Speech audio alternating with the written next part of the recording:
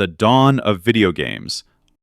Picture this. It's 1952. The world is still reeling from the aftermath of World War II, and computers are the size of refrigerators. But in the midst of this technological infancy, something revolutionary is brewing in the halls of academia. Enter OXO, a digital version of tic-tac-toe created by British engineer A.S. Douglas as part of his PhD research at the University of Cambridge. Now, this wasn't your average pencil and paper game. This was a game played on a computer. Yes, a computer that took up an entire room and had less processing power than today's average smartphone. Players would use a rotary dial to make their moves, and the game board appeared on a 35 by 15 dot matrix cathode ray tube. While it was a groundbreaking achievement, its reach was limited to the university's confines. But the real game changer came 6 years later in 1958, when American physicist William Higginbotham decided to spice things up at the Brookhaven National Laboratory's annual public exhibition. He created Tennis for Two, a simple tennis simulation displayed on an oscilloscope. Now, this wasn't your typical lab experiment. Higginbotham used the lab's Donner Model 30 analog computer to simulate the trajectory of a tennis ball, and visitors could play by controlling paddles with custom-made controllers. The game was an instant hit. Unlike OXO, which was more of a research project, Tennis for Two was designed purely for entertainment. It was the first video game created with the sole purpose of fun, and it sparked the imagination of everyone who played it. Arcade Revolution. Imagine a time when arcades were the heartbeat of gaming culture. Neon lights flickered as players gathered around the latest machines, coins clinking in anticipation. This was the golden age of arcade video games. In 1978, Taito unleashed Space Invaders, a game that would become a global sensation. Players took on the role of a lone defender, shooting down waves of descending aliens. Its simple yet addictive gameplay captivated audiences and marked the beginning of a new era in gaming. Not to be outdone, Namco introduced Pac-Man in 1980. Unlike the space-themed shooters that dominated the scene, Pac-Man offered a maze chase experience with a quirky yellow protagonist. It was a hit and became a pop culture icon, spawning merchandise, a hit song, and even a Saturday morning cartoon. Then came Donkey Kong in 1981. This game introduced the world to Mario, then known as Jumpman, as he navigated a construction site to rescue his girlfriend from a giant ape. It was one of the first platformers to feature a narrative, setting the stage for future story-driven games. As the 1980s progressed, the arcade landscape continued to evolve. Games like Galaga, Missile Command, and Defender pushed technological boundaries, offering more complex gameplay and vibrant graphics. But it wasn't all smooth sailing. By 1983, the arcade industry faced a decline due to market saturation and the rise of home gaming consoles. Home consoles. In the late 1970s, gaming was confined to arcades, but in 1977, Atari revolutionized the industry with the release of the Atari 2600. This home console allowed players to enjoy arcade-quality games like Space Invaders and Pac-Man in their living rooms, thanks to its innovative cartridge-based system. By the early 1980s, the market was flooded with various consoles, including the Intellivision and ColecoVision, each vying for consumer attention. This oversaturation led to confusion and a lack of consumer loyalty. However, the real turning point came with the release of E.T., the Extraterrestrial, in 1982. Rushed to meet holiday demand, the game was critically panned and became a symbol of the industry's decline. Retailers, burdened with unsold inventory, began heavily discounting games, leading to a loss of trust among consumers. By 1983, revenues for video game makers had dropped almost 97%, marking the infamous video game crash. Despite this setback, the crash paved the way for a resurgence in the late 1980s. Nintendo's Renaissance. By 1985, the video game industry in the US was in shambles. Atari was collapsing, consumers were wary, and cheap knockoff games had soured everyone on home consoles. Then, Nintendo made its move, rebranded their family computer as the Nintendo Entertainment System, and smartly positioned it not as a toy, but a ready-to-go entertainment system with on-shelf credibility. They pulled out all the stops: cartridges instead of tapes, polished controllers, even a robotic sidekick named ROB to make it feel like a futuristic gadget, not a gaming console. Quality became sacred. Only licensed games, tight manufacturing, and a lockout chip to block unapproved software. The Nintendo seal meant you weren't gambling with your money. Super Mario Bros. Alone became the cultural reset button. Its side-scrolling worlds, crisp controls, hidden secrets, it was addictive in the best possible way. It practically carried the NES into living rooms and mainstream culture. Within a few short years, Nintendo totally redefined what gaming meant. By 1987, they were selling millions of units. Analysts estimated they commanded up to 90 to 95% of the North American home console market. Nintendo didn't just rescue a dying industry, they remade it, one iconic jump, pipe, and Goomba at a time. The Console Wars. At the start, Nintendo still ruled. Mario was everywhere, and the NES ruled living rooms. Then, Sega dropped the Genesis, aka Mega Drive, with bold marketing, a teen-friendly edginess, and, most crucially, their new mascot, Sonic the Hedgehog. By bundling Sonic with the console, Genesis sales exploded, but Nintendo didn't blink. Enter the Super Nintendo, with Mode 7 graphics that literally rotated and scaled landscapes, transforming sprite-based gaming into something that felt almost 3D. This sparked a marketing and tech arms race. Sega screamed, "Genesis does what Nintendo don't." Bold, aggressive, adult-skewed messaging. Nintendo countered with polished, quality-forward branding and a blockbuster game lineup anchored by Mario, Zelda, and upcoming gems. Sega leaned into edge and speed.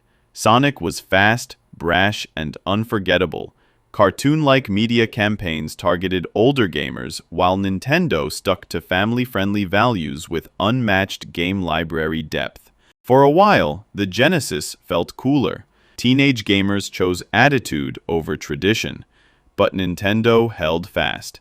By embracing advanced tech, Mode 7, superior audio, and extraordinary titles like Street Fighter II and Donkey Kong Country, they clawed their way back. In the end, the SNES regained dominance. This wasn't just competition. This was a battle for gaming's soul. 3D graphics. The gaming world went from flat to fully dimensional, and the shift was nothing short of seismic. Remember Myst? That dreamy island game from 1993 wasn't just a puzzle. It was the spark that sold millions of CD-ROM drives, thanks to its pre-rendered 3D visuals and immersive design. Then came The Seventh Guest, a haunted house adventure that leaned into full-motion video on CD-ROM. Bill Gates himself declared it the new standard in interactive entertainment. Meanwhile, PCs were speeding ahead with 3D acceleration cards like the legendary Voodoo series. Titles such as Quake and Tomb Raider went from blocky polygons to smooth, textured worlds. On consoles, the PlayStation exploded into the scene in '94 with real-time 3D and the power of CD-ROMs. No longer bound by tiny cartridges, games like Final Fantasy VII and Metal Gear Solid became sprawling, cinematic epics. Nintendo answered back in 1996 with the N64. No discs here, but with the debut of Super Mario 64, the analog stick, and fully explorable 3D worlds, they proved innovation could still happen without a disk drive. The result? By the end of the 90s, gaming had graduated from sprite-based platitudes to immersive simulation. Online multiplayer. A quiet revolution unfolded in the 2000s. Gaming stopped being a solitary experience and became something you shared, thanks to the power of broadband. Suddenly, players weren't just gaming against computers. They were teaming up, competing, and living in virtual worlds together. Games like Ultima Online, EverQuest, and Lineage turned PCs into social hubs, not just for play, but for community building. These virtual realms formed guilds, economies, and friendships that mirrored real life. And then came World of Warcraft in 2004, a true phenomenon. It wasn't just a game, it was a lifestyle, with millions subscribing worldwide to explore, raid, and socialize in a living, evolving universe. On the console side, online gaming finally stopped feeling clunky. Sega's Dreamcast introduced us to Phantasy Star Online, but Microsoft's Xbox Live in 2002 redefined expectations, letting players easily match up, chat, and compete, especially with Halo 2. Xbox Live made console multiplayer feel effortless and exciting. Sony soon caught up with PlayStation Network, and suddenly, every major console offered built-in online play. Playing with friends across continents became as normal as grabbing a controller. Meanwhile, in South Korea, broadband and gaming created something unique: PC bangs, packed internet cafes where people gathered, played, chatted, and competed, turning online gaming into a social, communal activity. These hubs helped fuel the esports boom and shaped the culture of competitive gaming. This era didn't just bring faster connections, it made gaming global, social, and incredibly dynamic. Mobile gaming. This is when gaming went mobile, and explosive is an understatement. Smartphones everywhere turned idle thumbs into gaming machines. App stores flooded with games. By 2019, mobile gaming was pulling in close to $70 billion in annual revenue, surpassing console and PC combined. At the genre's launchpads were icons like Angry Birds. With its simple slingshot physics and cheeky birds, it proved that intuitive touch controls and quirky design could hook millions. But it didn't stop at cuteness. 2011's Temple Run and 2012's Subway Surfers introduced endless runners that were maddeningly fun. Subway Surfers alone racked up over 2 billion downloads, making it the decade's most downloaded mobile game. Freemium was king now. Puzzle and Dragons in Japan, Candy Crush Saga in the West, they weren't charging up front. Instead, they offered free entry, then hooked players with in-app purchases. Candy Crush hit daily revenues nearing $633,000 from just iOS, while Puzzle and Dragons pulled millions in Japan. Then came social and AR, sprinkled with innovation. Pokémon Go got us off couches and into parks, melding gaming with real-world exploration, and it racked up 500 million downloads faster than any game before. Clash of Clans showed strategy on the go could be massive, 1.5 million per day in revenue. The stars aligned. In the 2010s, gaming didn't just join the mobile age, it conquered it. Indie games. Indie games in the 2010s didn't just grow, they exploded. Minecraft wasn't polished. It was raw, blocky, and endlessly remixable. In just a few years, it became the template for open-world creativity, and Mojang's sale to Microsoft cemented how indie vision could reshape gaming. Then there was Braid, a time-bending puzzle platformer built on Jonathan Blow's savings. It wasn't flashy. It was thoughtful, philosophical, and gave indie games their eerie cool factor. Fast forward to Super Meat Boy. Tediously difficult, pixel-perfect, and fiercely fun. Made by just 2 people, it proved that raw gameplay and commitment could win hearts and millions of sales. By mid-decade, Undertale arrived and flipped expectations. It was quirky, emotional, meta, and entirely from one person, Toby Fox.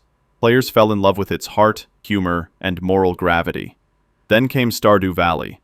A single developer recreated farming life with depth, charm, and relentless polish.